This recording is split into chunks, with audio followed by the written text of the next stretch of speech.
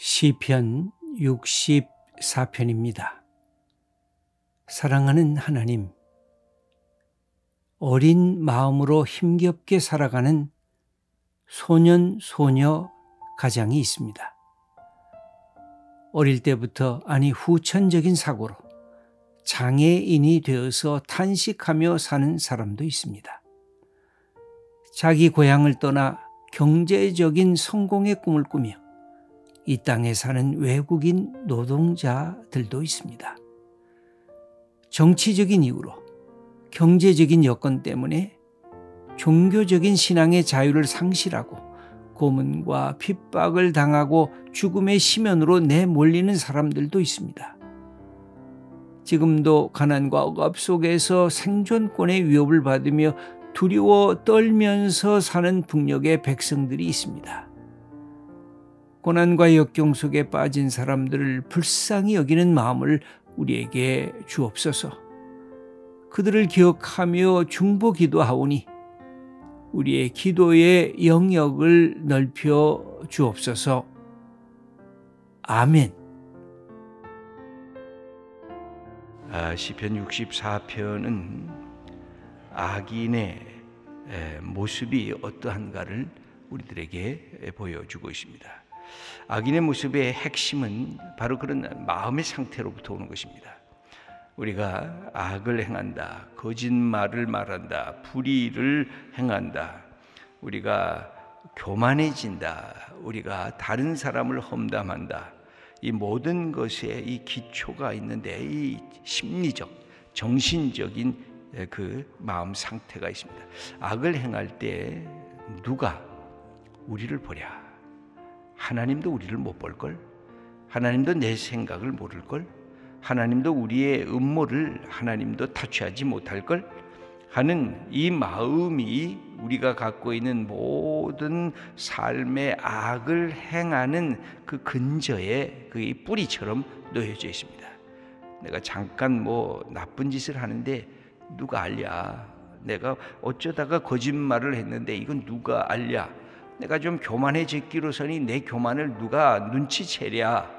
아마 사람은 더더구나 그렇고 하나님마저도 모를걸 하는 이 마음이 우리에게 있을 때 거기에서부터 악이 이렇게 발생하기를 시작합니다. 왜 하나님을 경외하는 것이 인생의 지혜의 근본이라고 말씀을 하고 있을까요? 왜 하나님 앞에 서면 두렵고 떨리는 것이 삶을 사는 축복이라고 우리에게 가르칠까요? 하나님을 두렵고 하나님을 경외하면 다른 것을 두려워하지 않기 때문이 첫 번째고, 하나님을 두려워하게 되면 내 생각하는 것, 내 말하는 것, 내 행동하는 것이 책임적이 돼야 된다는 사실을 알기 때문에 내 삶을 내가 컨트롤할 수 있고 조절할 수 있는 삶의 자리로 성숙함으로 나아갈 수 있기 때문에 그런 것입니다. 내 마음대로 하는 것이 만용이 되거나 내가 갖고 있는 것이 방종이 되는 것은 의미가 없지 않습니까? 내가 원하는 것을 나는 다 해볼 수 있다. 그거는 자유가 아니라 방종이기 때문에 내가 원하는 것을 하지만 내가 책임을 지고 해야 되는 것이, 이것은 하나님 앞에 설 때에만 사실은 가능합니다. 때로는 사람들 앞에 우리가 체면치레도 하고 사람들 앞에 내가 얼마나 선한 존재인지, 내가 얼마나 겸손한 존재인지 보여주려고 하지만 사실은 내가 나를 더 잘 알고 나보다 나를 더 잘 아시는 하나님 앞에 서게 되면 내 실체가 드러날 수밖에 없기 때문에 그렇습니다. 그런데 악을 행하고 거짓과 불의를 행하려고 하는 내 마음의 그 깊은 곳 속에는 모를걸? 다른 사람도 모를걸? 내 가까이 있는 사람도 모를걸? 하나님도 모를걸? 이건 나만이 아는 것, 누구도 모를 거야 하면서 악을 즐기기를 우리의 마음속에 원하고 있다고 하는 것입니다. 여기 오늘 본문을 보면 바로 그런 악인이 갖고 있는 이 삶의 상태가 심리적으로 그의 정신적인 상태가 나와 있는데 5절 말씀부터 우리 한번 함께 읽겠습니다. 그들은 악한 목적으로 서로 격려하며 남몰래 올무놓기를 함께 의논하고 하는 말이 누가 우리를 보리요 하며, 모든 악성의 시작은 여기에 있습니다. 이것은 예수 믿는 우리에게도 여기에 있습니다. 세상 사람들도 여기에 있습니다. 누가 우리를 보리요? 아담과 하와가 범죄를 했을 때도 하나님은 지금 우리가 하는 일을 못 볼 거야 하고서 생각하면서 그 일을 했습니다.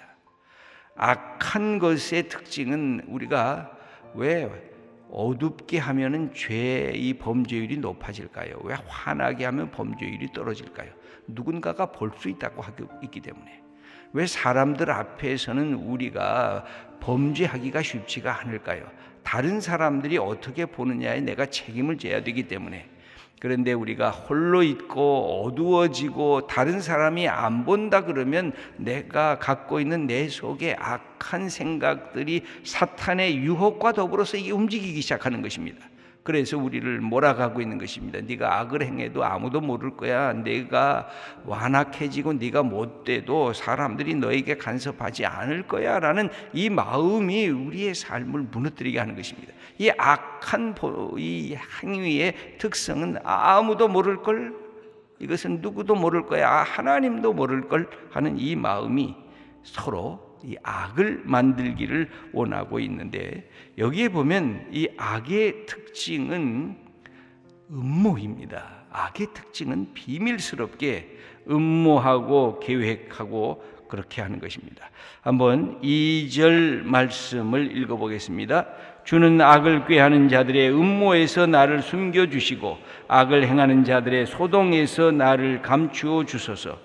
음모는 비밀스럽게 하고 그 다음엔 요란하게 하는 것은 공개적으로 하는 것이 이 악한 사람들, 악한 마음을 가진 것의 특징인 것입니다. 몰래 하고, 여기에 보면 4절에서도 갑자기 예측하지 않게 4절 말씀도 한번 읽어보겠습니다. 숨은 곳에서 온전한 자를 쏘며 갑자기 쏘고 두려워하지 아니하는도다. 숨어서 몰래 갑자기 악의 것들의 실체가 드러나지 않도록 이 몰래 하는 것, 음모를 세우는 것.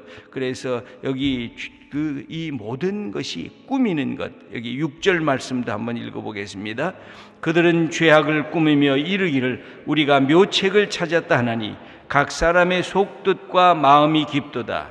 이 깊도다라고 하는 것은 뭐 깊이가 있다는 뜻이 아니라 영어성을 보면 커닝이라는 말을 써요. 커닝. 여러분 우리가 이 중고등학교 시절에 남의 것을 몰래 보는 것을 커닝한다 그러는데, 여기에 영어성에 보니까 커닝이라는 말을 써요. 아주 간사하고 간교하고, 그 생각이 깊도다라고 하는 것은 깊이가 있다는 뜻이 아니라 교활하고 간교하다 그런 뜻입니다. 여기도 죄악을 꾸미는 거야. 몰래 꾸미는 것입니다. 이 악은 참 묘해가지고 제일 처음에는 숨어서 시작을 합니다. 이것을 속에서부터 모든 것을 하려고 합니다. 그러나 결과는 요란법적하게 그것을 만들어내는데, 아까 2절에 읽은 것처럼 악을 행하는 자들의 소동에서 나를 감추어 주소서. 이것이 소동과 이것이 큰 소요로 이게 아주 소리벅적하게 이렇게 일들이 나타나는 특성을 갖고 있는 것입니다. 그 다음에 놀랍게도 이 악을 행하는 것의 속성이 있어요. 그 속성은 숨어서 하고, 결과는 이게 아주 그냥 요란벅적하게 하고, 그러면서도 뭘 요구하느냐면 악은 집단을 요구해요. 악은 친구를 끊임없이 찾아요. 악은 동료가 있어야 이 악이 이루어진다는 사실을 알아요. 다시 한번 그 5절 말씀을 함께 읽겠습니다. 그들은 악한 목적으로 서로 격리하며 남몰래 올무놓기를 함께 의논하고 하는 말이 누가 우리를 보리요 하며, 그 격려하는 말이 또한 그런 거예요. 서로 격려하는 거예요. 악을 행하기를 서로가 부추기는 거예요. 악을 행하기를 함께 의논하는 거예요. 올무놓자고, 우리가 악을 행하는데 그렇게 음모를 꾸미자고 그러면서 서로 하는 것이, 악이 악한 사람들을 만들어내는 것은 내 악이 드러날 때 반분하자는 거죠. 이것을 갖다가 서로 나누자는 거죠. 내가 혼자 악을 행하면서 갖는 두려움, 내가 혼자 악을 행하면서 생겨지는 그 모든 책임성을 나누고 싶은 것입니다. 그래서 모든 악을 행할 때는 그 주위에 끌어들이는 사람들이 있어요. 이 악은 그래서 집단적이고 공모하는 이것을 가져 갖게 하는 특징이 있습니다. 그래야 양심이 가책을 받을 때도 양심의 가책을 줄여 나갈 수가 있어요. 여기에서 악한 목적으로 서로가 격려하는 거예요. 나쁜 일을 위해서 격려. 좋은 일은 혼자 영광을 받으려고 하는 것이 인간의 속성이에요. 그러나 나쁜 일을 할 때는 나쁜 일을 하는데 사람들을 끌어모으는 거예요. 그래서 함께 그 속에서 몰아가는 그 특성을 그렇게 얘기를 하고 있습니다. 그러면서 그들이 갖고 있는 특징 중에 이 속에 뻔뻔함이 생겨지는데 4절 말씀을 함께 읽어보겠습니다. 숨은 곳에서 온전한 자를 쏘며 갑자기 쏘고 두려워하지 아니하는도다. 여기에서 숨어서 하고 몰래 하고 그러면서도 양심의 가책과 두려움을 느끼지 않고 있다는 것입니다. 여러분, 그래서 두려움과 떨림이 있다는 것은 늘 소중한 것입니다. 어떤 분들은 이제 그런 것들을 걱정해. 나는 혼자만 있었는데 어떨 때 다른 사람 앞에서 나는 얘기해야 되는데 두려워서 떨어서 못하겠다고. 근데 그게 좋은 거거든요. 혼자 있을 때는 안 떨다가 사람들 많은 데서 이야기를 하거나 목회자들도 마찬가지거든요. 많은 사람들 앞에서 설교하려고 하면 두렵고 떨리거든요. 이것이 없어지는 게 오히려 문제가 됩니다. 두렵고 떨려야 돼요. 이것이 내가 갖고 있는 삶에서 두렵고 떨림이라는 것은 늘 마치 우리 신경세포와도 같은 것입니다.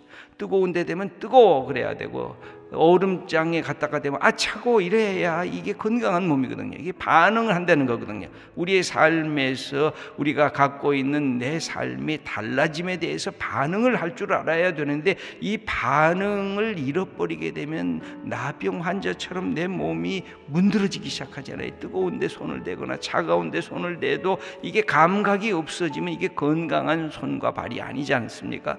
우리의 이 양심도 잘못하면 내 양심이 두근두근 거려야 되는데 한 번 거짓말할 때는 두근두근 거리는데 두 번, 세 번 하면 이게 안 두근거린다는 거예요. 그것은 내 양심이 무뎌지고 있다는 거거든요. 양심이 무뎌져서 마지막에 성경에서 얘기하는 것은 양심이 화인 맞았다 이렇게 표현하는 것도, 여러분, 나쁜 일을 하면 두려워해야 돼요. 내가 못된 짓을 하면 걱정이 돼야 돼요. 그것이 영적인 민감성이에요.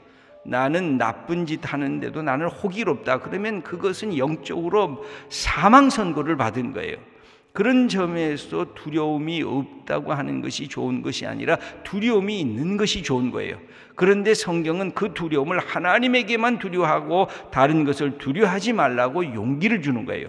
그리고 악한 일을 할 때도 우리의 가슴이 벌렁벌렁거리라는 거예요.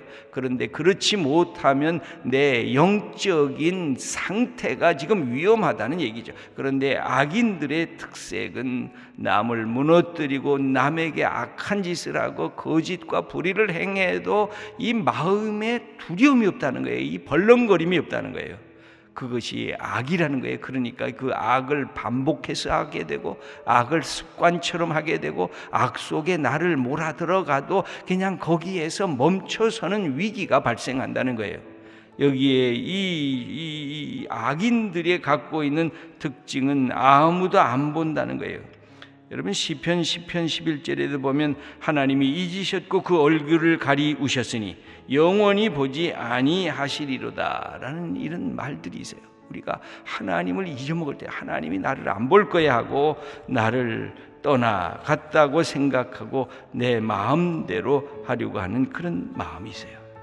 그런데 여기에서 이 악인이 갖고 있는 이런 두렵고 떨림이 없으면 악을 스스로 자랑하게 돼요.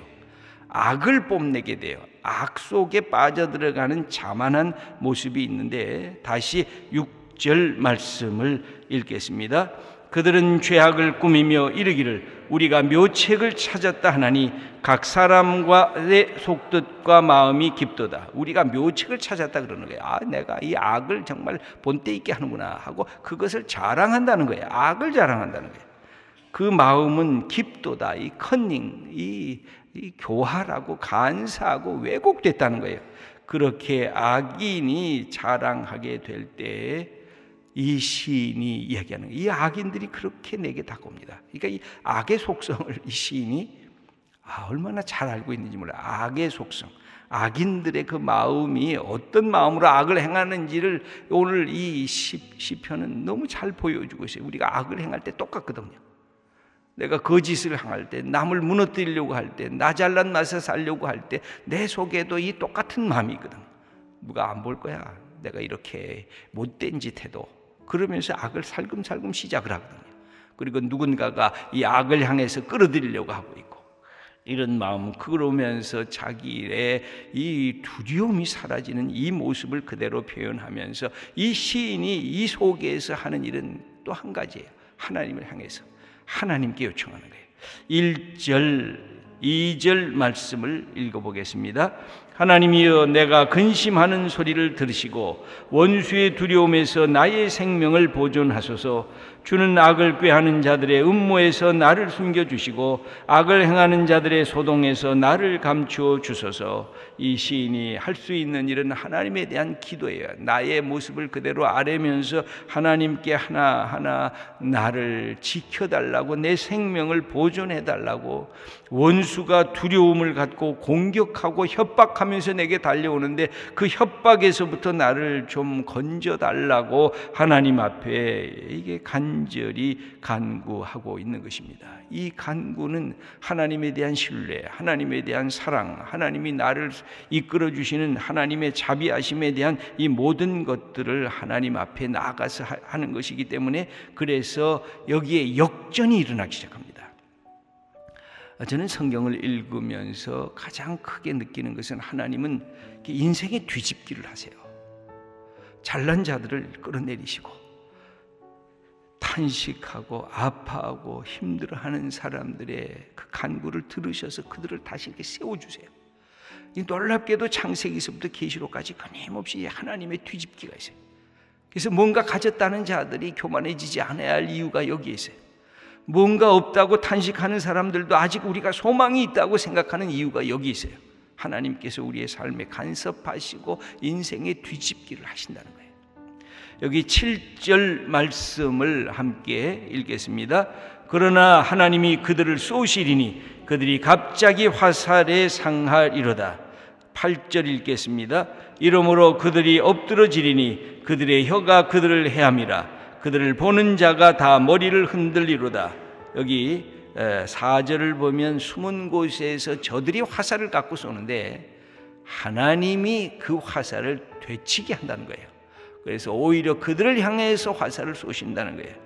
여기에 3절에 보면 그들이 자기 혀를 칼같이 연마하며 독한 말로 화살처럼 쏴대고 있는데, 8절에는 그들의 혀가 자기를 향해서 해하게 되는 이 하나님께서 이 모든 것을 되받치게 한다는 거예요. 뒤집기를 하신다는 거예요. 그렇게 될 때에 하나님의 살아계심을 경험하게 되는데, 9절 말씀을 읽겠습니다. 모든 사람이 두려워하여 하나님의 일을 선포하며 그의 행하심을 깊이 생각하리로다. 그때 하나님을 우리가 두려워할 수 있게 된다는 것이에요. 그래야 이 모든 것에 하나님께서는 심판자이심을 우리에게 보여주시기 때문에, 하나님을 사랑하는 사람들아, 의로운 사람들아, 바르게 살려고 하는 사람들아, 인생에서 겁먹지 말고 해야 될 일이다 하면서 오늘 10절 말씀을 우리에게 결론으로 말씀해 주고 있습니다. 의인은 여호와로 말미암아 즐거하며 그에게 피하리니 마음이 정직한 자는 다 자랑하리로다. 하나님으로 말미암아 즐거워하라는 겁니다. 내 영혼아, 하나님을 바라고 하나님으로 즐거움을 삼으라. 그리고 하나님이 행하시는 것을 자랑하라. 하나님을 자랑하고 하나님 안에서 즐거워하는 게, 이게 신앙의 핵심입니다. 신앙의 전체라고도 할 수가 있습니다. 우리의 상황을 뛰어넘는 하나님을 자랑하고 하나님을 즐거워하고 이 세상을 뛰어넘는 하나님의 역사를 기대하면서 오늘도 우리의 삶을 살아가는 주님의 자녀들 다 되시기를 축원합니다.